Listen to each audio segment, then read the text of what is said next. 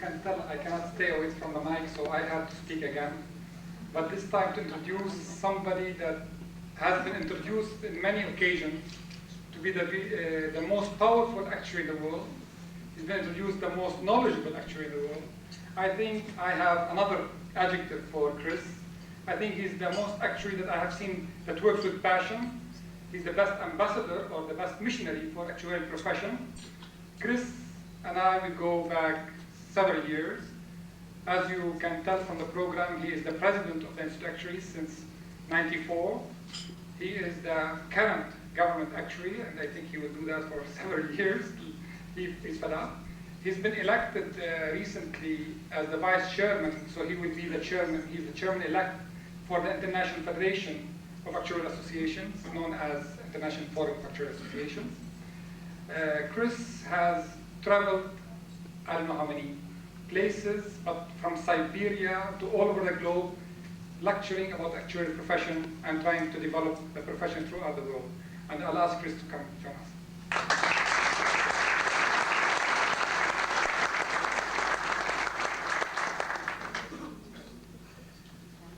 Well, it's a great pleasure and privilege to be here on this occasion of the 10th anniversary of Ibrahim's company.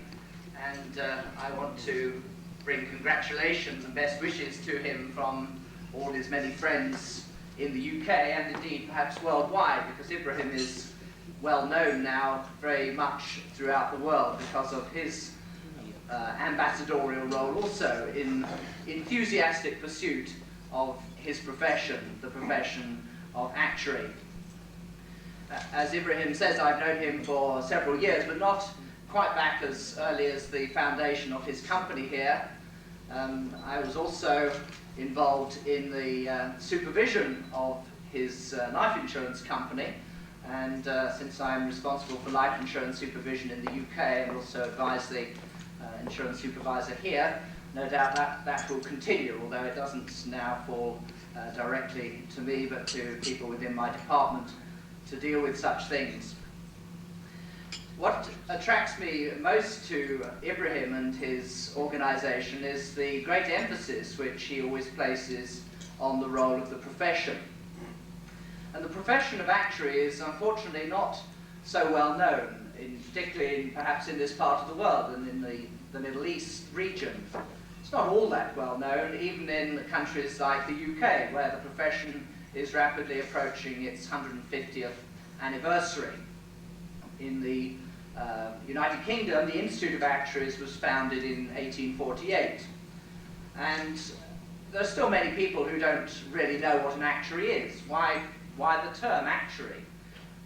Well, the origin of the word actuary goes right back to the time of ancient Rome.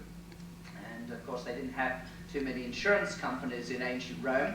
And the actuarius, as he was then known, was in fact the person who managed the business of the Roman Senate on a day-to-day basis and kept the records and organised the programme of events in the Senate. And it may seem a slightly odd connection with what we now see as the actuary, but in fact the UK was responsible for importing this word from the Old Latin into the world of finance and insurance, when in 1762 the first life insurance company was established in the UK, the Equitable Life Insurance Society. And the person who founded that society was a great lover of things Roman and from the ancient world, and he established a board of directors and said that the secretary of the board would be called the actuary.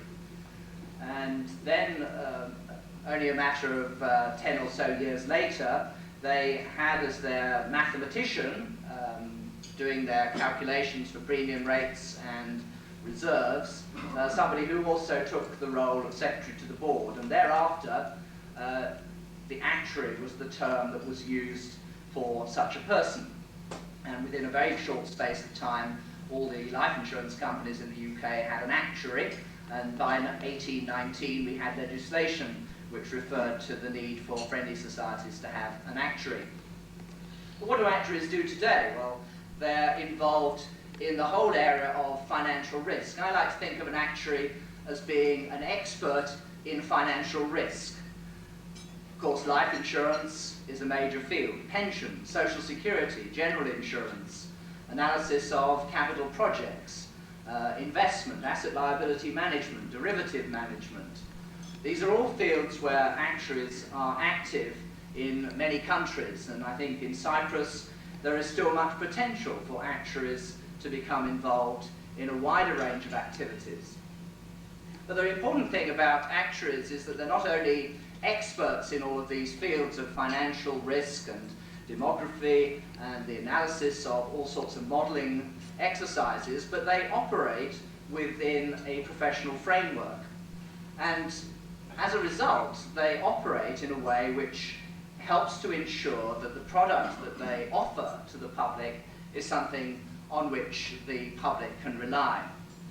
The International Forum of Actuarial Associations, which was just established last year to try to foster and encourage professionalism in the global actuarial network, has as its mission that through the member associations to encourage the development of a global actuarial profession acknowledged as technically competent and professionally reliable, which will ensure that the public interest is served. And that's why we see that the profession exists not just to protect the members, indeed not for that reason at all. It's not like a trade association. It really exists in order to protect those who are not members of the profession and to ensure that when people seek advice from an actuary, they get advice from somebody who is technically competent but also professional in everything they do.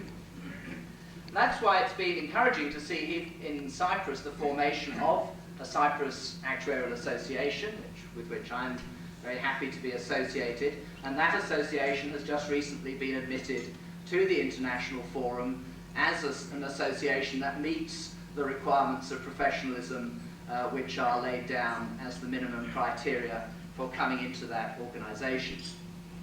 It's been a tremendously exciting last few years because the profession of the actuary has suddenly taken off in all sorts of different countries. Many countries where there have been actuaries for years are now developing a much stronger professional role. The actuary is being given new responsibilities in legislation, is being asked to take a new role in assisting the process of regulation and having the requirement to blow the whistle to the regulator if things are not going too well in the company. We've seen the actuarial profession starting up from scratch in all of the countries of Eastern Europe. I've come this morning from Budapest, in Hungary, where just yesterday afternoon I presented the first 25 diplomas to people who have qualified as actuaries in Hungary after 50 years with no actuaries, because the profession disappeared after the Second World War when everything was nationalised and it wasn't seen to be necessary to have actuaries. But now actuaries are playing a big role in that country and in many other countries. Just in the last 3 months, I've heard the formation of a new actuarial association in Croatia.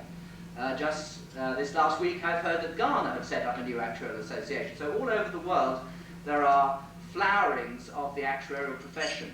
And Cyprus is one of those places where relatively recently the actuarial profession has been established through a local association. Well, that, I think you don't want to hear at great length from me tonight because you want to enjoy this wonderful evening. I think we all owe a debt of gratitude to Ibrahim for his wonderful hospitality this evening. I want to congratulate Ibrahim and his firm on their successful 10 years that they've had and the way in which they have had influence not just here in Cyprus, as we've heard from the previous speaker, but in fact all over the region, where the advice of actuaries within Ibrahim's firm has gone out to help insurance companies, to help social security organisations, pension funds and governments all over the region, and quite a long way beyond the region as well. We hear he's now has business in Russia and Malta, and he has a company in the UK. So Ibrahim's influence is quite widespread, and I want to encourage Ibrahim to go on being a real professional in all that he does. Of course, he's a wonderful entrepreneur, he's a great businessman, but he is above all a professional person an actuary who loves his profession, who loves to serve the profession worldwide, wants to see other young people brought up, educated as actuaries and raised in the ideas of professionalism. And I encourage him to keep on with that within his firm and to raise a generation of actuaries here in Cyprus who will contribute to the island's future in the way that he has already contributed in the last 10 years. Thank you, Ibrahim.